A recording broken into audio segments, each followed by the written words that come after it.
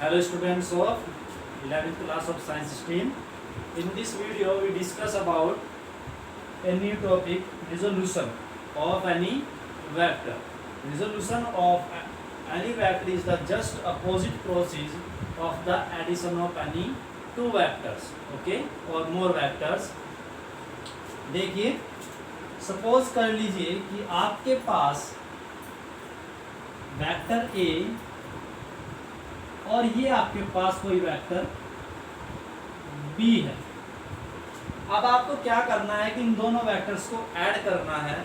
तो ऐड करने पर आपको एक रिजल्टेंट वेक्टर आर मिलेगा जो होगा vector R equals to vector A plus vector B.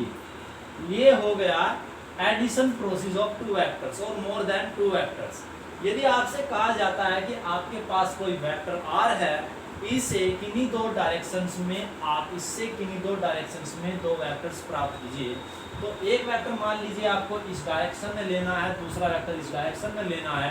तो इस प्रोसेस को हम बोलते हैं रिजोल्यूशन। क्या बोलते हैं? रिजोल्यूशन। तो अब यहाँ पर रिजोल्व करेंगे इस वेक्टर को इन दो डायरेक्शंस में। कोई भी दो डायरेक्शंस हो सकती है जिनमें आपको क्या करना है, किसी वेक्टर को क्या करना है, रिजोल्व करना है, उसे तोड़ना है किन्हीं भी दो डायरेक्शंस में। ठीक है ना? तो अब हम यहाँ पर यही करेंगे। तो यहाँ पर हम लिखते हैं heading the resolution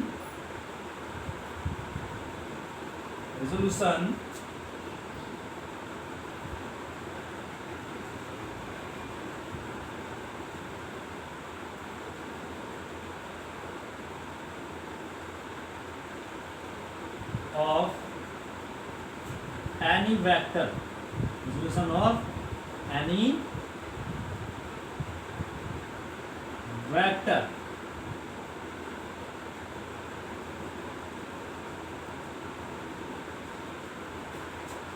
the resolution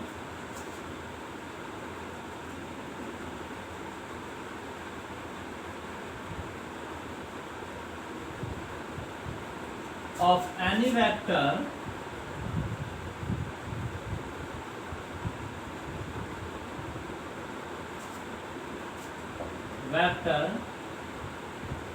in the given directions may be two and more than two is the just opposite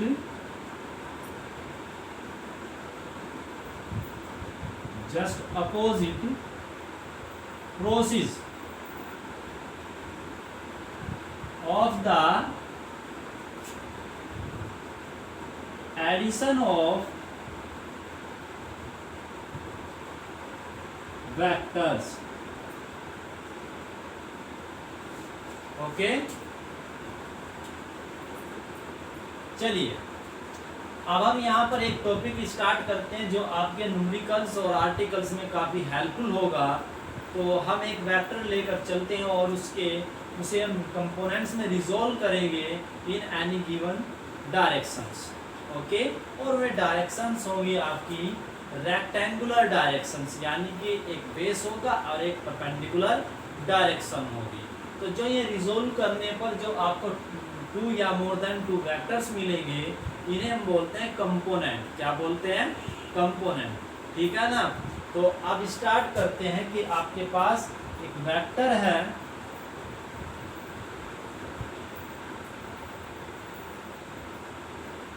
suppose कर लीजिए। तो यहाँ पर हम हेडिंग डाल देते हैं rectangular components, the rectangular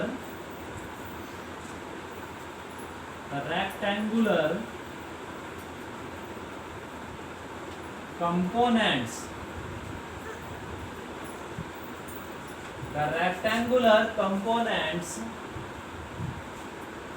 of a vector in a plane। देखिए हम 3D की बात नहीं कर रहे हैं अभी, सिंप्लिसिटी के लिए हम प्लेन की बात करेंगे और उस प्लेन में हमें किसी वेक्टर को जिन डायरेक्शंस में उसकी कंपोनेंट्स की हमें आवश्यकता है मोस्टली वो डायरेक्शंस होती है रेक्टेंगुलर, ठीक है ना। तो उन डायरेक्शंस में इसे रिजोल्व करेंगे, जो रिजोल्व पार्ट होंगे उन्हें हम बोलते हैं components of that vector in the given directions, ठीक है ना। तो कंसीडर करते हैं कि आपके पास ये एक रेक्टेंगुलर एक्सिस हो गई, ये आपकी क्या हुई, रेक्टेंगुलर एक्सिस। सपोज कर लीजिए कि ये जो एक्सिस आपकी है ये आपकी है एक्स एक्सिस, ओके। चलिए यहाँ पर कंसीडर कर लीजिए ये जो एक्सिस है आपकी, ये आपकी एक्सिस हो गई वाई एक्सिस, क्लियर है ना। सपोज आपका जो गिवन वेक्टर है वो वेक्टर ये हो गया, जिसे हमने नाम दिया है वेक्टर ए, क्लियर है ना। ये वेक्टर ए आपको गिवन है, और जब आप आर्टिकल्स करोगे या न्यूमेरिकल्स करोगे आगे चलकर, तो ये कंसेप्ट बहुत ज़्यादा यूज रहने वाला है, इस बात का ध्यान रखिए। अब मान लीजिए आपके पास एक वेक्टर क्वांटिटी या ये फोर्स कह दीजिए कि ये गिवन है, और आपको इसकी रिक्वायरमेंट इस डायरेक्शन में ना होकर इस डायरेक्शन में है या इस डायरेक्शन में है, तो हर उस कंडीशन में आपको इसे कंपोनेंट्स में रिजोल्व करना होगा। तो अब इसके कंपोनेंट इस डायरेक्शन में और इस डायरेक्शन में क्या होंगे, ये हमें क्या करना है, फाइंड आउट करना है। तो कंसीडर नहीं कर रहा हूँ मैं, डायरेक्ट इसे आप फाइंड करेंगे। तो चलते हैं, देखते हैं कैसे कर सकते हैं फाइंड आउट। सपोज कर लीजिए कि आपका जो ये ट्रायंगल फॉर्म हो जाएगा, तो आपने पढ़ा है triangular law of vector addition, that means हम ये कह सकते हैं कि ये जो वेक्टर है वो इस वेक्टर और इस वेक्टर का क्या हो सकता है, सम हो सकता है। तो मैं कंसीडर करूंगा कि ये आपका वेक्टर इस डायरेक्शन में ए एक्स है, और ये वाला वेक्टर इस डायरेक्शन में आपका ए वाई। जब ये ए वाई होगा तो सिमिलर एज इसके जो पैरेलल कंपोनेंट इधर मिलेगा, ये भी आपका कितना होगा, ए वाई वेक्टर। तो इसलिए ए एक्स वेक्टर और ए वाई वेक्टर को हम बोल देते हैं rectangular components of any vector, ठीक है ना। तो आप अब जो अप्लाई कीजिए यूजिंग, सपोज कर लीजिए, लेट कर लीजिए, लेट वेक्टर, सपोज ये आपका ओ है, और ये आप मान लीजिए यहाँ पर क्या ले लिया हमने, कुछ नाम देना चाहते हैं तो दे दीजिए, ओ पी कह दीजिए इस पॉइंट को, ये पी हो गया। और यहाँ पर कहिए कि ये वेक्टर बी ए है, ये पी हो गया, यहाँ पर नाम दे दीजिए क्यू है, और यहाँ पर नाम दे दीजिए आर। तो देखिए यहाँ पर वेक्टर ओ पी हमने कंसीडर किया वेक्टर ए एक्स, क्लियर ना। चलिए vector O Q is vector A Y and vector O R is equal to vector A.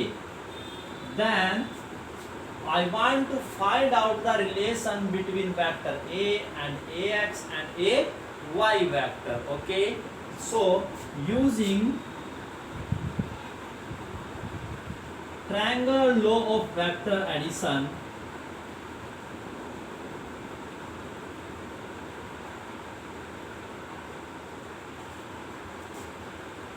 of vector addition या पैरेललोग्राम लो भी यूज कर सकते हो आप, कोई प्रॉब्लम नहीं है।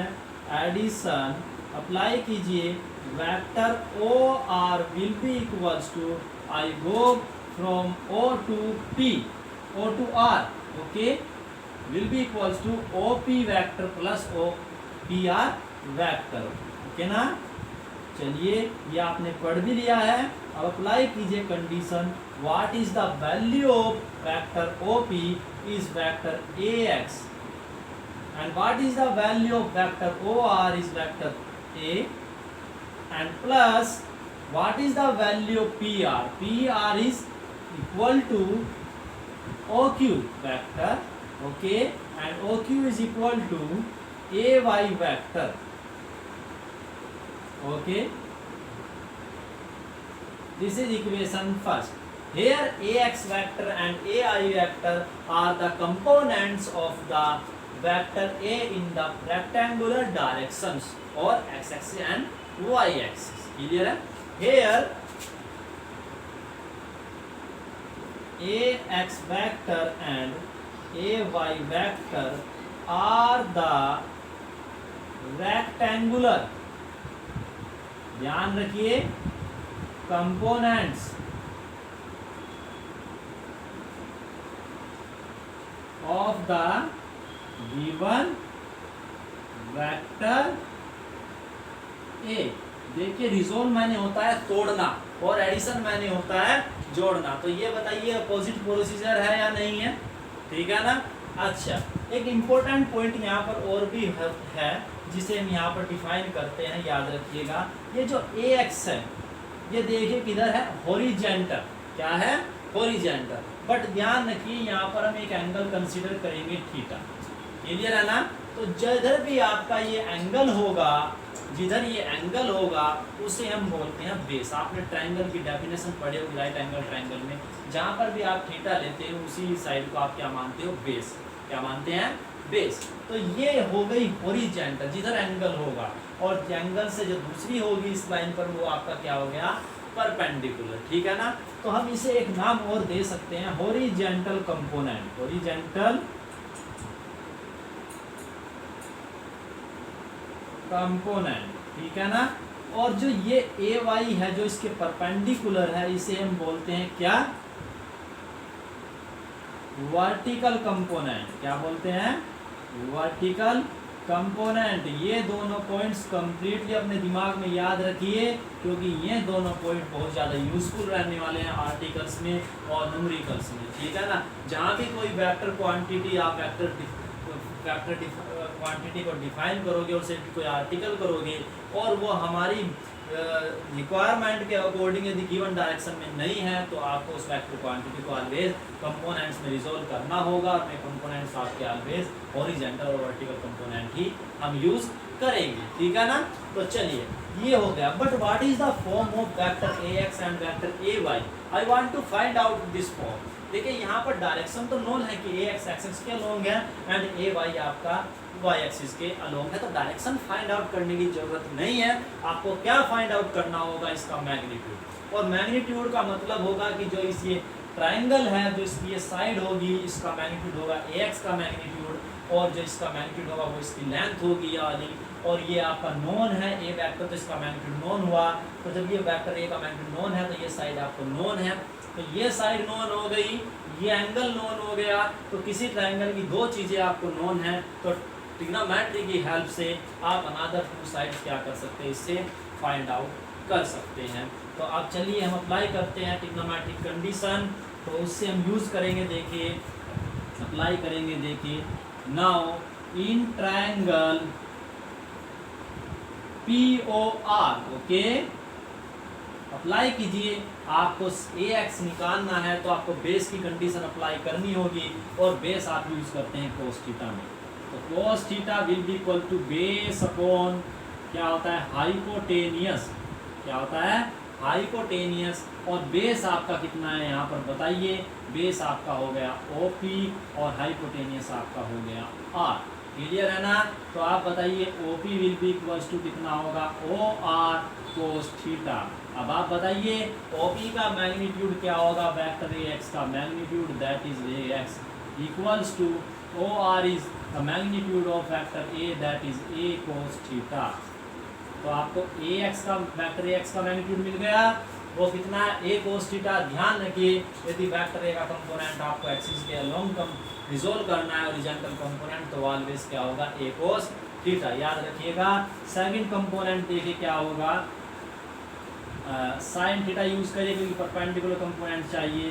तो ये होगा परपेंडिकुलर अपॉन हाइपोटेनियस, और परपेंडिकुलर आपका यहाँ पर कितना है, यहाँ पर अप्लाई करिए PR, और हाइपोटेनियस आपका कितना है OR।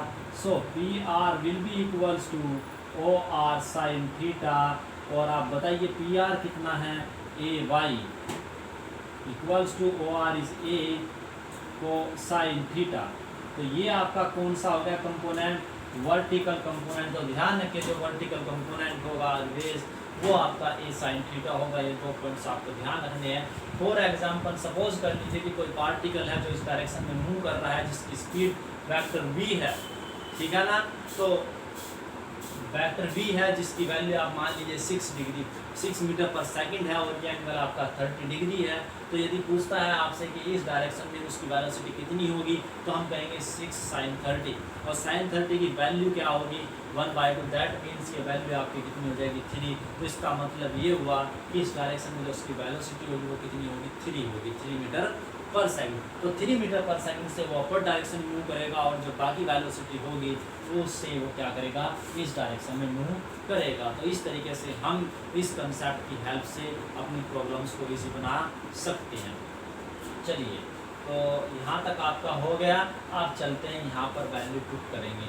आपको हमने बताया था कि एक्स एक्सिस के अलोंग जो हम डायरेक्शन शो करते हैं यूनिट वेक्टर डिफाइन किया गया था जिसे बोलते हैं आई कैप, और वाई डायरेक्शन में भी यूनिट वेक्टर यूज़ किया गया था जिसे हम बोलते हैं जे कैप। तो उस फॉर्म में यहाँ पर हम इसे लिख सकते हैं। देखिए कैसे लिखेंगे, ऊपर से मैं डेफिनेशन रिलीज कर देता हूँ, हटाइए। चलिए पुट करिए वैल्यू यहाँ पर। अब आप देखिए क्या मिलता है आपको, वेक्टर ए इक्वल्स टू क्या मिलेगा, ए एक्स वेक्टर कितना होगा, यहाँ पर अप्लाई कर दीजिए। मैग्नीट्यूड कितना है, यहाँ पर ऐसे लिख सकते हैं हम इसे A X into I cap and A Y into J cap. Clear है ना। तो कहाँ से बात करी हमने, फ्रॉम इक्वेशन फर्स्ट। अब आप अप्लाई कीजिए, ए एक्स कितना है ए cos theta into I cap plus A sine theta into J cap. अब आप देखिए आप इसमें से कॉमन ले सकते हैं ए, तो ये बन गया आपका I cap cos theta plus J cap sine theta. Clear है ना। तो चलिए,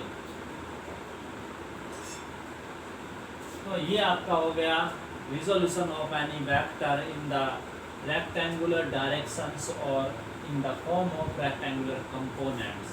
ओके, तो मुझे लगता है कि आप इसमें मेरे टॉपिक आ गया होगा। ये बात हमने करी थी 2D यानी कि एक प्लेन में, यदि बात करी जाए 3D में, इन 3D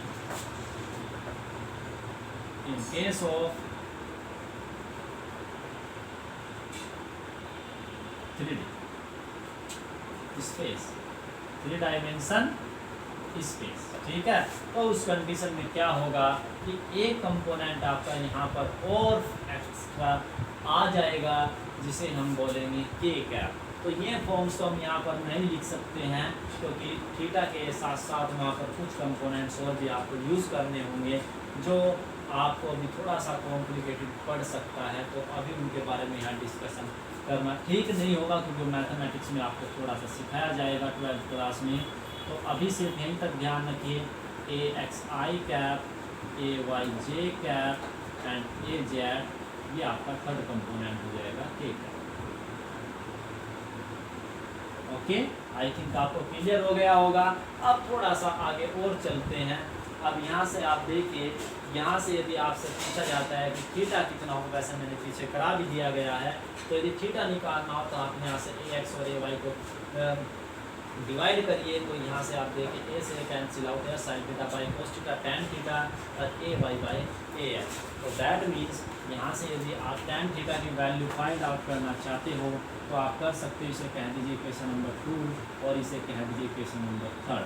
तो फ्रॉम इक्वेशन 3 बाय 2 आप क्या कर सकते हैं, तो यहाँ से आपको मिलेगा A sine theta divided by A cos theta equals to, यहाँ से आपको मिलेगा A Y by A X. तो यहाँ से कैंसिल आउट, तो टैन थीटा इक्वल्स टू आपको मिलेगा A Y by A X. That means X Y component divided by X component. उससे आप इस रिजल्टेंट वेक्टर आर की भी डायरेक्शन फाइंड आउट कर सकते हैं। दूसरा चीज़, यदि आपको यहीं पर मैग्नीट्यूड निकालना हो तो आप क्या कर सकते हो, स्क्वायर कीजिए equation second square plus third square. तो आप वहाँ से देखिए आपको क्या मिलेगा, A square cos square theta plus A square sine square theta.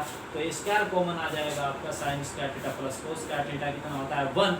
तो यहाँ से आपको मिलेगा A square equals to A X square plus A Y square, जो आपका इक्वल टू होगा under root A X square plus A Y square. जैसा कि आपको डिस्प्लेसमेंट वेक्टर में भी बताया गया था कि कैसे हम किसी गिवन वेक्टर से का मैग्नीट्यूड और डायरेक्शन वहाँ से फाइंड कर सकते हैं। तो वही सेम रिजल्ट आपको यहाँ से भी मिला। तो देखिए रिजल्ट में जब हम आए तो हमने एक कंपोनेंट को 2 पार्ट्स में रिजोल्व किया और फिर 2 पार्ट्स एक सिंगल कंपोनेंट को भी कैसे प्राप्त कर सकते हैं वो भी हमने यहाँ से चेक कर लिया। तो न्यूमेरिकल्स में तो हेल्प ये आपका टॉपिक करेगा ही करेगा, बट आर्टिकल्स में आपको जनरली जहाँ पर भी कोई वेक्टर क्वांटिटी आपकी होगी उस केस में आपके ऑलवेज ये टॉपिक आपको यूज़ करना होगा। जब आप +2 की बात करोगे 12th क्लास की, तो वहाँ पर जब जैसे ही आप जाओगे तो जो पहली यूनिट है वो टोटली वेक्टर कंसेप्ट से रिलेटेड है, और वहाँ पर हम फोर्स की बात करते हैं। फोर्स एक वेक्टर क्वांटिटी है, तो वहाँ पर इन कंपोनेंट्स का बहुत ज़्यादा इम्पोर्टेंस होती है, रोल प्ले होना है वहाँ पर। तो इसलिए आप यदि 12th फोकस करना चाहते हैं तो इन पर फोकस आपका होना जरूरी है। यदि आपको कोई डाउट हो तो आप कमेंट सेक्शन में अपने कमेंट लिखकर भेज सकते हैं मेरे व्हाट्सअप नंबर पर। आपकी सभी प्रॉब्लम्स को सॉल्व करने की मैं कोशिश करूँगा। कृपया इंटरेस्ट दिखाइए, तो वीडियो को देखिए, शेयर कीजिए, लाइक कीजिए, अपने फ्रेंड्स को भी भेजिए, सब्सक्राइब कीजिए। ठीक है, okay, thank you for watching this.